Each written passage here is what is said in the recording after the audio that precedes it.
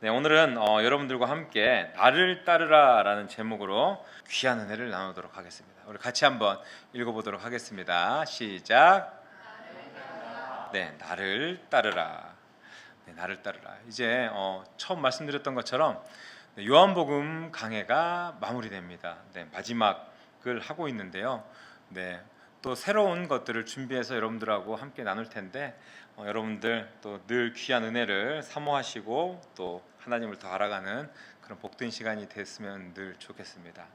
네, 여러분들 신앙생활하면서 한번 질문할게요. 나는 한 번도 좌절해 본 적이 없다. 나는 무너져 본 적이 없다. 그런 분 계세요? 손 한번 들어보실래요? 네. 하연이 손 든 거 아니지? 이렇게 해가지고 아니구나. 네. 아마 손 드실 분이 없을 거예요. 그렇죠? 아니 손을 만약에 들었다면은 마음속으로라도 아직 무너질 만한 상황을 만나보지 못한 그런 사람일 겁니다. 우리는 분명히 주님을 사랑한다고 고백하고 또 이제는 믿음이 자라서 야 이제 좀 달라진 것 같아라고 그렇게 스스로 여겼는데 어때요? 어느 순간 나를 보면은 성장하지 못한 믿음에 그대로 머물러 있는 것 같은 때가 참 많이 있습니다.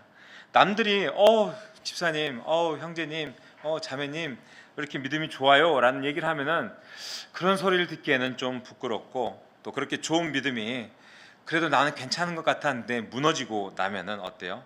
그것도 더 부끄럽고 그렇죠? 다시 또 어때요? 시작하고 싶은데 어디서부터 시작해야 될지 모르는 그런 경험들이 다들 한 번쯤은 있을 겁니다. 오늘 본문에 나오는 베드로도 부끄러운 그런 자리에 있었습니다. 다들 우리 주님을 버릴지라도 나는 절대로 주님을 버리지 않겠습니다 라고 그렇게 베드로는 가장 큰 소리로 예수님께 충성을 맹세했던 그런 사람입니다. 그런데 그 말을 했던 같은 밤에 예수님을 공개적으로 3번이나 부인합니다. 네, 얼마나 부끄러웠겠어요, 그죠? 자기가 한 말도 지키지 못하고 또 배신자로 낙인 찍힌 베드로의 그 마음이 어쩌면 우리의 연약함과 같다라고 할 수 있는 거죠. 베드로는 그 뒤로 어때요? 나는 물고기나 잡으러 갈란다. 라고 하면서 갈릴리로 돌아갔습니다. 참 쓸쓸한 말로 보여집니다. 여러분 모든 것을 잃고 실패하고 처음에 있던 자리로 돌아가는 것, 소명을 잃은 사람이 후퇴하게 된 그 발걸음 얼마나 힘들었겠습니까? 그런데 그런 베드로에게 예수님이 오늘 다시 찾아오셨습니다. 그리고 베드로가 물고기를 잡아서 올라올 때 숯불을 피워놓고 조반을 차려놓고 기다리고 계셨죠. 오늘은 언제나 또 어떤 모습이나 또 우리의 상황이 어떻거나 우리를 사랑하시고 우리에게 귀한 소명 주시고 우리를 찾아오시는 그 주님의 사랑을 한번 바라보면서 귀한 은혜를 나눠보도록 하겠습니다. 첫 번째로 주님은 실패한 자리로 찾아오시는 분입니다. 우리 한번 읽어볼까요? 시작. 네, 주님은 실패한 자리로 찾아오시는 분입니다. 우리 말씀 한번 읽어보겠습니다. 오늘 본문 15절부터 17절까지 읽어볼게요. 시작. 예수께서 시몬 베드로에게 이르시되 요한의 아들 시몬 내가 이 사람들보다 사랑하느냐 하시니 이르되 그러하나이다. 내가 주님을 사랑하는 줄 주님께서 아시나이다. 이르시되 내 어린 양을 먹이라. 또 두 번째 이르시되 요한의 아들 시몬아 내가 나를 사랑하느냐 하시니 이르되 주님 그러하나. 내가 주님을 사랑하는 줄 이르시되 내 양을. 세 번째 이르시되 요한의 아들 시몬아 내가 나를 사랑하느냐. 주께서 세 번째 내가 나를 사랑하느냐 하심으로 베드로가 근심하여 이르되 모든 것을 아시오매 내가 주님을 사랑하는 줄 주님께서 아시나이다. 예수께서 이르시되 내 양을 먹이라. 아멘. 네. 여러분 여기 보면요 예수님은 베드로에게 3번 물으세요. 그죠? 질문을 3번 하십니다. 잘 근데 살펴보면요 이 3번의 질문이 조금의 차이가 있습니다. 조금의 차이가 있는 줄 압니다. 첫 번째 질문은요 예수님께서 이 사람들보다라는 말을 집어넣으셨어요. 이 사람들보다가 들어갑니다. 여러분 기억나세요? 13장에 보면요, 요한복음 13장에 베드로가 이렇게 얘기해요. 다들 주를 버릴지라도 나는 절대로 주님을 버리지 않겠습니다. 네. 그러니까 이게 무슨 의미냐면요, 이 사람들보다, 여기 있는 사람들보다 나는 더 주님을 위해서 이렇게 하겠습니다라는 이야기잖아요. 그러니까 그 말에 예수님께서 정면으로 되짚으면서 물어봐요. 그래, 그러면 지금은 어떠니? 그래, 이 사람들보다 네가 나를 더 사랑해서 다들 주를 버려도 버리지 않겠다고 했잖아. 근데 지금은 어떠니? 라고 물으신 거죠. 이 사람들보다 나를 더 사랑하니? 라고 물으신 겁니다.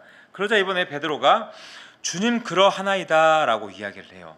이 사람들보다라는 말을 빼버린 거죠. 내가 이 사람들보다 주님 더 사랑합니다 라고 했던 사람이 이제는 그 말은 빼고 네, 주님 그러하나이다 라고 이야기를 합니다. 그러니까 비교라는 것이 빠진 거죠, 이 자리에서. 두 번째 질문에서 이제 이 사람들보다라는 질문이 사라집니다. 그 말이 첫 질문에서 이 사람들보다 나를 사랑하냐고 물으셨지만 그 말을 이제 빼고 담백하게 물었을 때 베드로는 주님 그러하나이다라고 또 대답을 합니다. 그러니까 여기서는 다른 사람은 사라지고 이제 주님과 베드로만 남은 거죠. 베드로하고 주님만 남은 거죠. 단 둘의 관계에서 너가 나를 사랑하느냐? 네, 주님 사랑합니다라고 합니다. 그리고 세 번째 질문이 오는데요, 요한복음의 저자는 여기서 처음으로 이제 베드로의 감정을 여기 성경에 남겨놓은 것을 볼 수가 있어요. 예수님께서 나를 사랑하느냐라고 묻자 어때요? 베드로가 근심하여라고 표현합니다. 여기에 이 근심이라는 리페어라는 단어가요, 요한복음 16장에서 예수님이 끌려가실 때, 이제 끌려갈 것을 대비해서 제자들이 예수님의 죽음에 대해서 슬퍼할 때 쓴 단어입니다. 예수님의 죽음을 슬퍼하고 또 그거에 대해서 어떻게 해야 되나 근심하면서 썼던 단어가 이 근심한 단어라는데요. 그러니까 베드로는 이제 당혹스러운 질문으로 받아들이는 것이 아니라 주님의 말씀을 들으면서 이제 옛날 생각이 나는 거예요. 네, 옛날 생각이 나오면서 속에서 이제 슬픔이 올라오기 시작한 거죠. 왜 세 번째에서야 근심이 나타났겠습니까?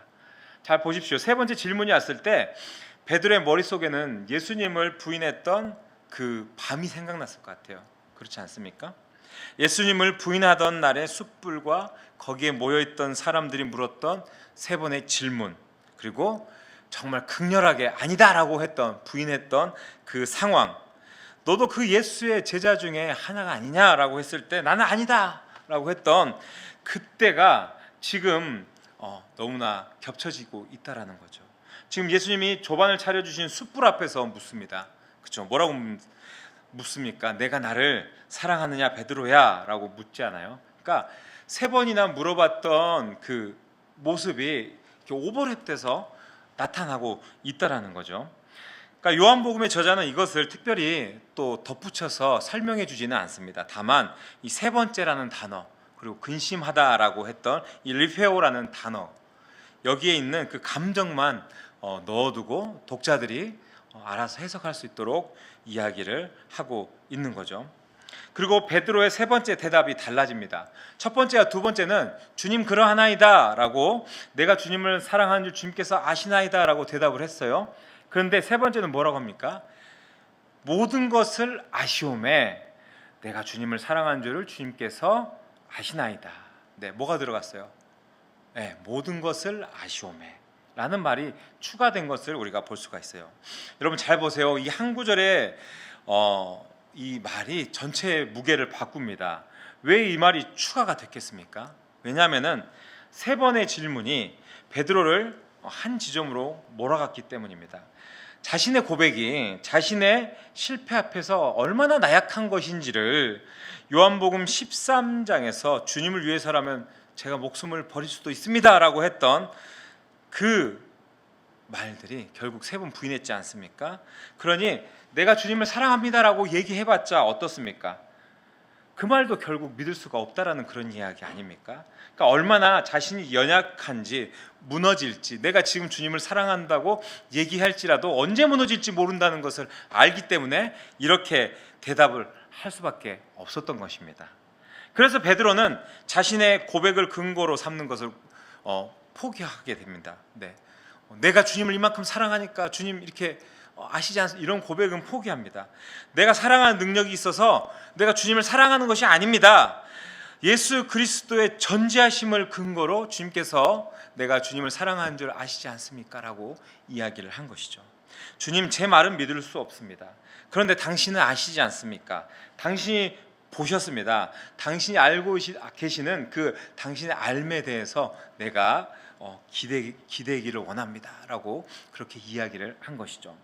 여러분, 이게 주 앞에서 모든 것을 잃은, 모든 것을 파산한 자의 고백이라고 할 수 있습니다. 내 말은 믿을 수 없습니다. 주님, 그러나 주님은 아시지 않습니까? 우리는 나보다 나를 더 잘 아시는 그 주님 앞에 나를 기대해야 합니다. 그렇죠? 내가 나를 너무 잘하는 것 같지만 천만에요. 나도 내 마음을 잘 모르고 내 마음이 갈대와 같이 흔들릴 때가 너무나 많이 있습니다. 그렇기 때문에 내가 나보다 나를 더 잘하는 주님 앞에 나를 기대는 것, 이것보다 더 정직한 고백이 없다라는 것을 깨달아야 합니다. 우리는 주님을 의지하고 기대서, 그것에 기대서 우리의 고백이 나와야 한다라는 겁니다. 사랑하는 여러분, 저와 우리의 신앙 고백이 어디에 근거하고 있습니까? 잘 한번 생각해 보십시오. 어렵습니다. 내가 이만큼 주님 앞에 헌신했습니다. 주님, 이게 근거가 됩니까? 주님, 아니면 내 입술로 기도하고 부르짖습니다. 열심히 부르짖습니다. 이게 내 신앙의 근거가 됩니까? 아니에요, 여러분. 주님이 우리를 아시고 내 믿음도 아시고 내 인생도 아시고 내 생각도 아시고 내 모든 것들 다 알고 계십니다. 그렇죠? 그런데 우리는 그 주님에게 기대고 의지하여 살아가는 인생임을 그렇게 고백하는 삶으로 나아가야 하는 것이 진정한 신앙 고백의 근거가 된다라는 겁니다. 아멘. 우리는 주님을 의지하는 큰 믿음을 갖고 있는 것 같아요. 나는 정말 이렇게 하고 있기 때문에 주님, 정말 내가 믿음 크다는 걸 잘 알고 계실 거예요 라고 이야기하지만, 그죠? 때로는 내가 얼마나 열심히 기도했는데, 얼마나 주님 위해 충성했는데 라면서, 그죠? 내 안에 나의 의가, 그죠? 자리 잡아서 그 열심을 근거로 우리의 신앙 고백할 때가 참 많이 있어요. 그렇지 않습니까? 그러나 주님과 동고동락했던, 주님을 그렇게 잘 알았던, 주님의 사역을 모두 다 목격했고 본인들도 주님과 함께 귀한 사역을 감당해 나갔던 그들도 믿음이 큰 줄 알았는데 어때요? 넘어졌습니다. 우리의 믿음이 아무리 대단하다고 해도 우리는 연약함을, 또 우리의 부족함과 교만함을 기억해야 한다는 겁니다. 아멘. 여러분, 3번을 부인했던 그 부인함의 부족한 모습이 베드로를 어떻게 변화시켰습니까? 예수님을 위해 목숨을 버릴 수 있는 큰 믿음의 자리까지 변화시키고 데려온 것입니다. 때로는 우리에게도 그런 자리가 필요합니다. 여러분, 내 힘으로 서고 내 힘으로 이루려는 모든 시도가 무너지고 어때요? 마지막에 모든 것을 주님께서 아시오메라고 했던 그 고백만 남는 그 자리가 어쩌면 우리의 정말 제대로 된 신앙의 출발점이 될 수 있는 것입니다. 여러분, 이 시간 부탁하는 것은요, 나의 연약함과 나의 부족함 또는 넘어짐을 자책하거나 좌절하거나 슬퍼하거나 낭망하지 마시고 오로지 우리를 이끄시는 주님의 능력과 사랑과 은혜를 바라보면서 어때요? 때로는 우리가 실패의 자리에 있더라도 그 실패의 자리에서 늘 우리를 찾아주시고 우리를 이끌어주시고 우리를 사랑하시는 그 주님을 의지하면서 살아가는 저와 여러분의 인생이 될 수 있기를 다시 한번 주님의 이름으로 축복합니다. 네, 두 번째입니다. 두 번째, 사랑의 고백은 소명이 되고 소명은 죽음까지 가게 된다라는 것입니다. 우리 같이 한번 읽어보겠습니다. 시작.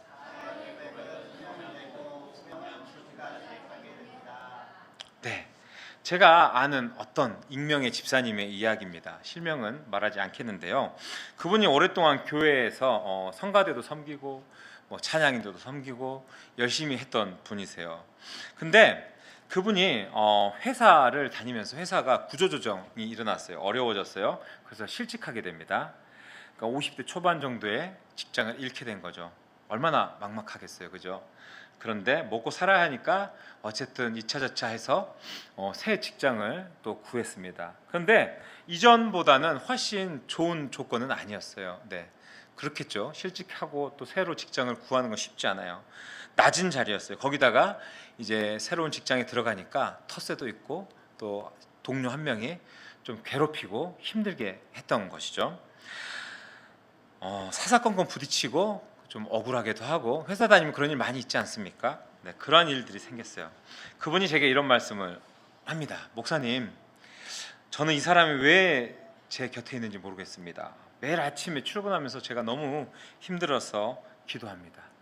그냥 뭐라고 기도하나 봤어요. 그 다윗이 욕도 하고 죽여달라고도 하고 그런 기도도 하잖아요. 근데 이분은 오늘도 이 사람을 사랑하게 해주십시오, 이렇게 기도한다라는 거예요. 그러면서 근데 솔직히 말하면은 사랑이 안 됩니다, 그냥 버티는 겁니다 라고 이야기를 하더라고요. 참 대단하다는 생각이 들었어요. 저는 아마 예수님 안 믿었으면 데리고 가서 때렸을 수도 있습니다. 그렇죠. 너무너무 힘들게 하는 사람들 많이 있지 않습니까? 근데 저는 그분한테 말씀드렸어요. 뭐라고 할 말이 없는데 그래도 한마디 드리자고 하다 보니까, 주님이 아십니다. 그저 우리는 버티는 것이 우리 소명인 것 같습니다. 네, 그렇잖아요. 우리가 뭐 싸우겠습니까? 어떻게 하겠습니까? 예수님은 어때요? 3번 사랑을 확인하시고 3번 명령하셨어요. 내 어린 양을 먹여라, 내 양을 쳐라, 내 양을 먹이라. 이게 잘 보면요, 요한복음 14장 15절과 맞닿아 있는데, 너희가 나를 사랑하면 나의 계명을 지키리라 라고 말씀하신 거예요. 그러니까 사랑이 먼저이고 순종이 그 다음이라는 표현입니다. 그러니까 예수님은 사랑을 확인하신 후에 즉각적으로 계명을 주셨다라는 거죠. 그러니까 사랑의 고백이 소명의 수용으로 이루어졌다라는 이야기예요. 근데 여러분 잘 보시면요, 예수님께서 베드로에게 했던 이 명령의 언어를 보면요, 내 양이라고 하세요. 그러니까 베드로의 양이 아니라 내 양, 예수님의 양이라는 겁니다. 그러니까 베드로는 소유자가 아니고 그냥 청지기, 그죠? 목자이되, 그죠? 어떻게 보면은 제가 옛날에 표현하면 그래요. 우리 목사들 아니면 그죠? 목사들 같은 사람들은 예수님이 키우는, 그죠? 그 양을 돌보는 개 정도 되지 않냐, 양치기 개. 내가 뭐 이렇게 표현하기도 하거든요. 어쨌든 네, 우리는 그런 존재입니다. 그냥 청지기 정도, 주님께서 맡겨주신 양들을 돌보는. 근데 이게 중요한 게 뭐냐면요, 요한복음 10장에서 예수님이 이 양들을 위해 목숨을 버리셨기 때문에 이게 참 중요한 거예요. 그렇죠? 선한 목자들은 양들을 위하여 목숨을 버리거니와 라고 요한복음 10장 11절에서 이야기를 하셨거든요. 그러니까 그 선한 목자의 양을 돌보라는 이야기입니다. 그리고 그 돌봄의 끝이 어디인지 예수님이 감추지 않고 오늘 본문에서 얘기를 하시는데, 그 끝이 무엇이겠습니까? 되게 비장합니다. 네, 죽음이에요. 죽음. 네, 예수님 죽음에 대해서 이야기를 하세요. 21장 18절 한번 읽어보겠습니다. 시작.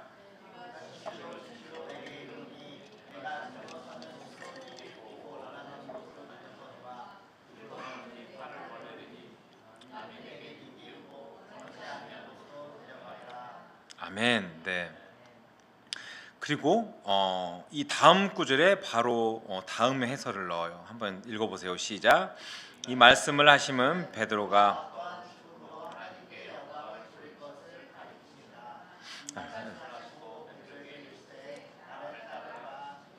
네, 이게 무슨 의미예요? 베드로의 순교를 나타내는 말이죠. 그러니까 십자가형을 말하는 거예요. 이게 표현하는 게.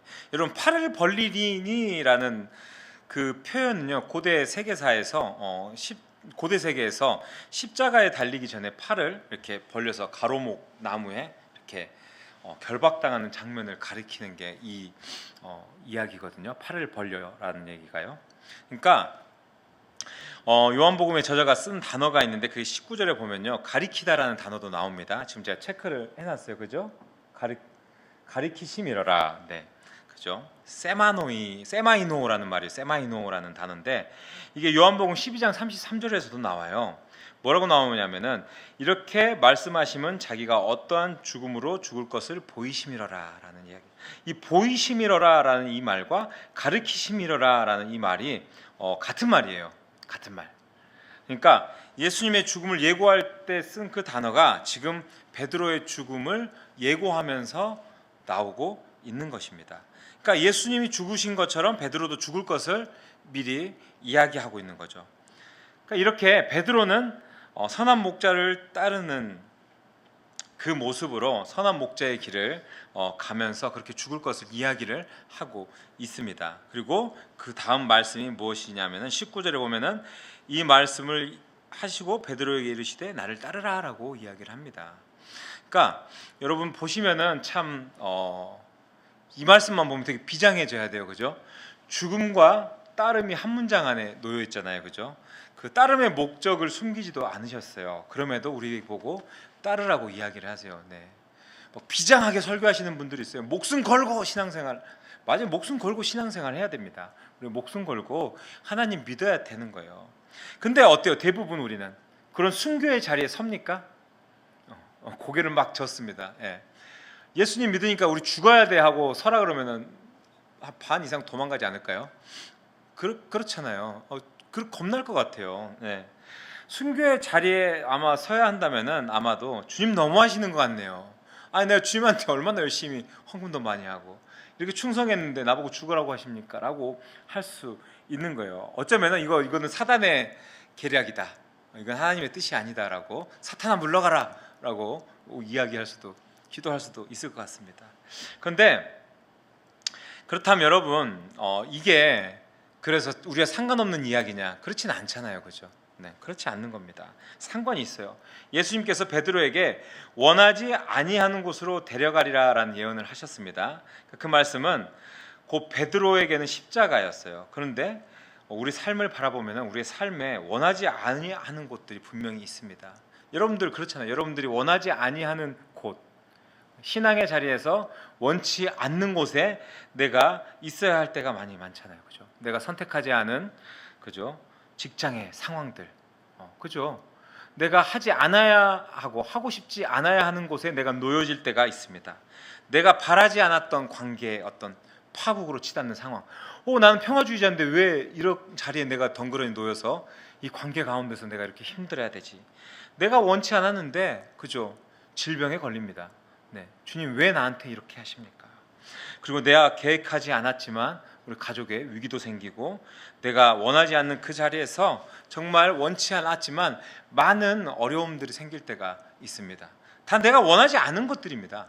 내가 원한 것들은 그게 아닌데 주님이 나를 그곳으로 밀어 넣으신 것 같습니다. 억울하고 어때요? 힘들고 내가 왜 여기에서 이 사람들 섬겨야 하나? 이 사람들하고 왜 부딪혀야 하나? 라고 그런 마음이 드는 그 자리가 원하지 아니하는 곳입니다. 네, 원하지 아니하는 곳. 베드로가 십자가를 원했겠습니까? 원하지 아니하는 곳이었습니다. 여러분, 우리가 기억해야 되는 게 선한 목자를 따른다는 것이 그 자리를 피하지 않는 것입니다. 아멘. 우리가 좋은 곳만 찾아다니는 것이 아니라 십자가의 자리, 죽음의 자리도 우리가 마다하지 않고 따라가야 하는 것입니다. 사랑이 느껴질 때만이 아니라 안 느껴지는 그런 자리, 험한 자리, 원하는 곳이 아니라 원하지 않는 그런 자리, 그것이 죽음까지 포함한 따름이라는 이야기인 것입니다. 내 자아를 죽이고 내 마음을 죽이고 내 생각을 죽이고 주님이 원하시는 곳이라면은 그 모든 것들을 죽이고 갈 수 있어야 하는 겁니다. 그래서 우리가 물리적으로 우리가 죽는 것, 물리적인 순교 그것만이 아니라는 거죠. 나의 중심성, 나의 자아가 죽는 것입니다. 내가 원하는 것을 내려놓고 주님이 맡기신 것들을 내가 이루어 나가는 것, 그런 사람들을 돌보는 것, 그것도 또한 죽음이라는 이야기입니다. 그렇기 때문에 내 양을 먹이라는 주님의 명령은 어때요? 베드로 혼자의 소명이 아니었습니다. 더 나아가 보면요, 초대교회 공동체, 처음 예수님을 믿고 또 회심하고 예수님을 따랐던 그 공동체 전체의 소명이 되었던 것입니다. 그래서 요한복음 17장에서 예수님은 제자들을 위해 그리고 그들의 그 말로 예수님을 믿게 될 사람들을 위해서 기도하셨던 겁니다. 네, 여러분. 그렇습니다. 우리 이렇게 보면 교회 공동체잖아요. 여러분들 예수 믿는 사람들이잖아요. 함께 우리가 어려운 사람들, 또 힘든 사람들, 때로는 또 신앙적으로 잘 붙들어야 될 사람들을 돌보는 것, 그 양을 돌보는 것이 세상에 대한 우리의 증언입니다. 네, 우리의 따름이고요. 여러분, 양은 개인이 아니에요. 그렇잖아요. 우리가 보통 성경에 표현해 양떼라고 이야기를 많이 합니다. 그래서 저는 함께 돌보는 것이라고 여러분들에게 이야기를 합니다. 내 가정 안에서, 내 교회 안에서, 또 내 직장 안에서, 이 동네 안에서, 때로는 내 옆에 있는 그 사람들이, 그 이웃들이 어쩌면 주님의 양이라는 이야기죠. 네. 여러분은 주님을 사랑합니다라는 우리의 고백이 어디로 이어지고 있다라고 생각하십니까? 그냥 나에게 시작해서 나에게 끝납니까? 주일 예배 시간에 그냥 주님 사랑합니다라고 기도하고 고백은 합니다. 근데 그리고 그냥 끝나지 않습니까? 그냥 찬양하면서 너무 감정적으로 치달아서 감동이 오고 너무 감사합니다라고 하면서 주님 사랑합니다 하고 끝납니까? 그죠? 아니면은 그래 그 마음이 충만했다가 교회 문을 나서거나 아니면 월요일 아침 눈 떴는데 리셋돼 가지고 주님을 사랑합니다. 그 원수를 내가 어떻게 해야 되나? 막 그런 마음들이 다시 살아나지는 않습니까? 그런 것 같아요. 주님을 우리가 사랑한다라는 것은요, 우리의 삶의 방향이 바뀌는 것입니다. 감정이 아니라, 그죠? 우리의 삶의 방향인 것이죠. 주일 예배당 안에서의 감동이 실은 월요일 아침에도 살아 있어야 방향이 바뀐 거죠. 네. 지금은 정말 감동적인데 내일 아침 됐는데 어때요? 화가 치밀어 오릅니다. 회사 나갈 거 생각하니까 막 오장이 뒤집힙니다. 미치겠습니다. 그 인간 볼 생각하니까 돌아버리겠어요. 주님이 어저께 사랑하라고 했는데 내일 가면 저걸 어떻게 골탕을 먹이나. 아니라는 겁니다. 그리고 그 방향의 끝이 어디인지 이 본문이 솔직하게 이야기를 하는데 어때요? 말씀 보니까 쉽습니까? 죽으래요. 네, 쉽지 않습니다. 때로는 우리가 원하지 않는 곳으로 끌려갑니다. 그러나 그 자리에서 하나님께 영광이 되는 것입니다. 이것을 기억하시기를 바랍니다. 여러분, 사꾼들은 위험이 오면은 도망갑니다. 네, 우리의 믿음이 사꾼의 믿음이라면은 달아날 겁니다. 베드로는 어때요? 살면서 한번 달아났습니다. 그런데 이제 예수님이 그를 다시 부르셨습니다. 이번에는 달아나지 않는 목자로 부르신 겁니다. 그죠? 양을 맡기셨습니다. 양을 두고 도망가겠습니까? 못 도망갑니다. 그렇다면 저와 여러분들은 어떤 자리에 서 계십니까? 주의 자녀로 때로는 곤란한 소명과 또 곤란한 주님의 명령이 있다면 피하지는 않습니까? 주님, 이건 난 못하겠어요. 제 상황 아시지 않습니까? 왜 하필 나입니까? 다른 믿음 좋고 상황 좋은 사람 많은데 전 좀 빼주시죠. 네, 그런 불만을 토로하지는 않으십니까? 아니, 제가 이렇게나 했는데 왜 제가 호군가 왜 저만 자꾸 그렇게 시키세요? 라고 하면서 그렇게 살아야 하는지 원망하지는 않으십니까? 네, 주님을 따르는 길은요, 나를 죽이는 길입니다. 계속해서 이야기하지만, 그리고 그런 죽음이 우리의 감정과 우리의 삶을 갉아먹는다고 여기면서 고통스러워하고 있잖아요. 그런데요, 여러분, 주님은 하나님의 영광이 되는 길로 저희를 부르신 겁니다. 너희들 고통받고 죽고 힘들어라라고 거기에다가 부르신 게 아니라, 죽어라라고 부르신 게 아니라 영광의 자리로 이끌기 위해서 우리를 부르셨다라는 이야기입니다. 이 시간 바라는 것은요, 그 영광이 우리에게 너무 버겁더라도, 그죠? 그 충성이 우리에게 너무 힘들더라도, 그죠? 저는 감사했으면 좋겠습니다. 감사하며 마땅히 그 소명에 잘 따를 수 있는, 나를 죽이며 주님 앞에 나아갈 수 있는 저와 여러분들의 삶이 될 수 있기를 주님의 이름으로 축복합니다. 네, 세 번째입니다. 세 번째로, 소명은 비교하지 않다라는 겁니다. 우리 같이 한번 읽어보겠습니다. 시작. 네, 소명은 비교하지 않습니다. 우리 말씀 한번 읽어보겠습니다. 20절부터 25절까지의 말씀입니다. 한번 읽어볼까요? 시작.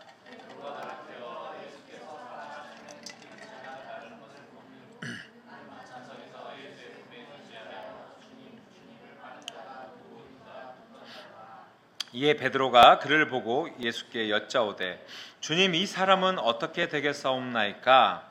예수께서 이르시되, 내가 올 때까지 내가 무슨 상관이냐? 너는 나를 따르라 하시더라.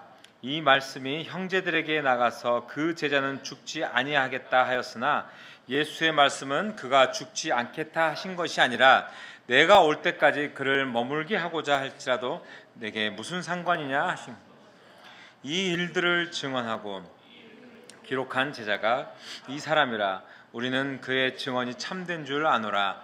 예수께서 행하신 일이 이 외에도 많으니 만일 낱낱이 기록된다면 이 세상이라도 이 기록된 책을 두기에 부족할 줄 아노라. 아멘. 네. 죽음의 예고를 들은 베드로가 돌아봤어요. 사랑하시는 그 제자 요한이 따라오고 있었습니다. 그죠? 그리고 베드로가 묻습니다. 주님, 이 사람은 어떻게 될 것 같습니까? 라고 물어요. 너무 자연스럽습니다. 너무 자연스러워서 문제예요. 그죠? 나는 주님 십자가에 달려 죽겠는 그 소명을 받았는데 쟤는 어떻게 돼요? 라고 묻는 거죠. 그냥 나만 이런 험지를 가는 겁니까? 저 사람의 길은 나보다 좀 쉽지 않습니까? 어렵습니까? 그렇지 않습니까? 그죠? 다 제자는 똑같은 제자인데 주님, 나는 이런 걸 주시고 쟤는 저런 걸 주시고. 재밌는 것은요, 이런 질문을 우리도 한다라는 겁니다. 잘 생각해 보십시오. 여러분도 그런 질문 했는지 안 했는지. 저 사람은 왜 저렇게 쉽게 됩니까, 주님? 나는 이 평생 살면서 신앙생활도 이렇게 어렵게 하고 우리 집안도 어렵고 내가 이렇게 그렇잖아요. 저 같은 경우 그냥 제 관점으로 얘기하면, 주님, 제가 이렇게 열심히 사역하고 열심히 섬겼는데 주님, 개척교회 시작해서 힘든데, 야, 저 사람들은 뭐 금수저를 물고 태어났는지 시작부터 대형교회 목사가 되고 큰 교회에서 섬기고 아무 어려움 없이 순탄합니까? 주님, 이거 너무 불공평하지 않습니까? 그죠? 그렇게 얘기하는 거 똑같은 제자인데, 근데 이렇게 묻는다면은 예수님 이렇게 대답하십니다. 22절입니다. 예수께서 이르시되 내가 올 때까지 그를 머물게 하고자 할지라도 네가 무슨 상관이냐? 네가 무슨 상관이냐? 너는 나를 따르라 하시니라라고 합니다. 네, 그죠? 여기서 나오는 너라는 이 호칭의 헬라어 원문에서 너는 이 너는이라는 말이 강조 위치에 놓이는 것을 볼 수가 있거든요. 그러니까 그 사람이야, 어떻게 되든 이렇든 저렇든 팥이 되든 죽이 되든 너는 나를 따라야 된다 라고 말씀하시는 거예요. 무슨 말씀인지 아시겠어요? 우리가 살면서 정말 비교 많이 합니다. 요즘 많이 쓰는 말이 뭐예요? 상대적 박탈감. 그런 이야기 많이 씁니다. 그렇죠? 비교하는 것은요, 우리의 소명을 흐리게 합니다. 주님 앞에서 내가 이만큼 충성하는데 저 사람은 왜 더 낫고 나는 왜 이렇게 힘듭니까? 이런 비교가 우리의 소명을 흐린다라는 겁니다. 그렇지 않습니까? 우리가 다른 사람의 소명을 들여다보는 순간 나는 어때요? 주님을 놓치게 돼요. 그 소명이 좋은 건지 나쁜 건지, 어떤 자리에서는 되게 막 낯이 나고 막 찬양 하는 자리에 막 서 있으면 그게 좋아서 나를 왜 메인 예배팀 자리에 안 넣어주냐 막 화내시는 분들도 있어요. 네. 그것 때문에 막 싸우고 난 교회 안 나올 거야 라고 하시는 분들, 그게 중요한 게 아니지 않습니까? 그게 중요한 게 아닙니다. 우리는 정말 중요한 주님을 놓치게 되는 겁니다. 누구의 영광을 위해서 찬양을 하는 겁니까? 실제로 베드로와 요한의 소명은 달랐습니다. 베드로는 양떼를 돌보고 순교로 하나님께 영광을 돌렸습니다. 요한은요, 정말 오래 살고 싶었겠습니까? 모든 제자들이 다 죽고 자기만 혼자 살아남았어요.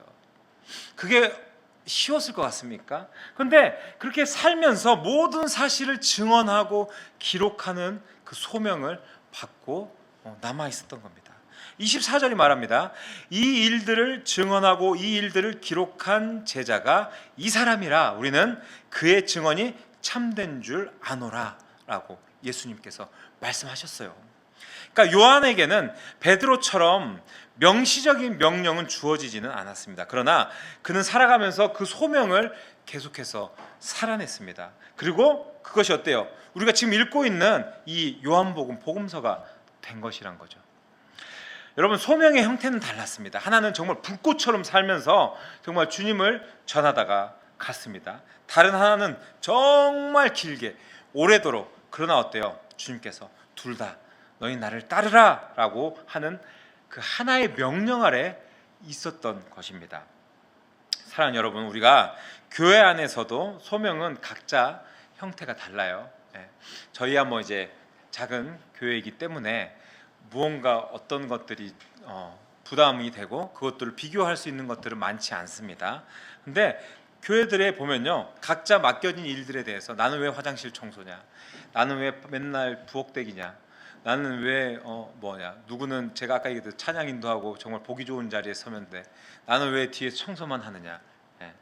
그런 이야기를 하지만 소명의 형태는 다릅니다. 각자가 모두 그 형체가 다릅니다. 어떤 분은 앞에 서서 이끄는 소명이 있고요. 어떤 분은 오래 기도하는 소명이 있고요. 어떤 분은 조용히 섬기는 소명이 있고요. 어떤 분은 베드로처럼 정말 불꽃처럼 확 불태우는 분이 있고, 어떤 분들은 요한처럼 오랫동안 그렇게 각자의 소명이 다르다라는 이야기입니다. 그래서 예수님은 비교를 차단하십니다. 그런데 단순히 비교하지 마라 라는 그런 도덕적 명령이 아니라는 거예요. 그 뒤에 깊은 이유가 있는데 25절을 보시겠습니다. 25절, 예수께서 행하신 일이 이 외에도 많으니 만일 낱낱이 기록된다면 이 세상이라도 이 기록된 책을 두기에 부족할 줄 아노라. 네, 우리가 가진 복음서는 예수님에 대한 전부가 아니에요. 네, 기록된 것은 예수님에 대한 일부분입니다. 이 세상 전체가 그 기록들을 다 담을 수 없을 만큼 예수님이 하신 일이 이 책보다 크다는 이야기예요. 이게 우리에게 무엇을 이야기하냐면은 지금 우리가 보는 것이 전부가 아니다라는 이야기입니다. 지금 우리가 살고 있는 이 땅에서의 삶이 전부가 아니라는 이야기입니다. 그래서 우리는 이 땅에서 이 신앙의 완결을 찾으려고 하면 안 돼요. 신앙의 완결을 찾으려고 하면 안 됩니다. 베드로는 30년 동안 순교의 예고를 품고 살았어요. 네, 넌 순교 당할 거야. 그걸 품고 살았어요. 때로는 얼마나 두려웠겠습니까? 나는 그렇게 죽을 것인데. 근데 그 30년이 무엇이었겠어요? 생각해 보면요, 매일매일 원하지 아니하는 곳이 올 수 있다는 것을 알면서 살아가는 것. 그렇죠? 이 땅에 살면서 나는 정말 모든 것 다 이루고 모든 것 다 누릴 수 있는 그런 기대는 1도 없겠다라는, 그죠? 그런 기대를 내려놓고 살아가는 것 아니겠습니까? 그렇잖아요. 그의 시선은 어때요? 이 땅의 안전, 이 땅의 성공, 그런 것에 고정이 되어 있지 않았다라는 겁니다. 그래서 히브리서가 이야기를 합니다. 믿음의 선조들은 이 땅에서 외국인과 나그네임을 인정했다고 이야기하지 않습니까? 더 나은 본향을 사모했다고 이야기하지 않습니까? 하나님이 그들을 위해서 한 성을 예비했다라고 말씀하시잖아요. 네, 여러분, 베드로와 요한도 어쩌면 그 반열에 있었고, 마찬가지로 저와 여러분들도 그 반열에 있습니다. 저는 그만큼 아닌데요, 부담스러운데요 할 게 아니라 우리도 그런 삶을 살아가야 하는 것입니다. 지금 너무 지쳐서 저 하늘의 천국이 실감이 나지 않아도 괜찮습니다. 그 지친 몸과 마음조차도 주님이 다 이해하고 또 알고 계신 겁니다. 여러분, 바라는 것은요, 저는 그래요, 방향만 놓치지 않았으면 좋겠습니다. 우리 신앙의 방향이 정말 올바르게 갔으면 좋겠습니다. 우리는 이 땅에서 최종 점수, 최종 결과를 받는 것이 아닙니다. 우리는 주님이 원하시는 어쩌면 같은 방향으로 우리가 같이 걸어가고 있는 것입니다. 이 시간 여러분 바라는 것은 주님이 계신 그곳을 향해서, 주님이 원하시는 그 방향을 향하여 남들이 어떻든 또 세상에서 무엇을 누리든 그거 욕심내지 않고, 그거 부러워하지 말고, 너는 나를 따르라는 그 주님의 명령에 세상이 담을 수 없는 영광이 있음을 기억하시면서 감사로 기쁨으로 살아갈 수 있는 그런 주님의 백성이 모두 될 수 있기를 주님의 이름으로 축복합니다. 아멘. 네.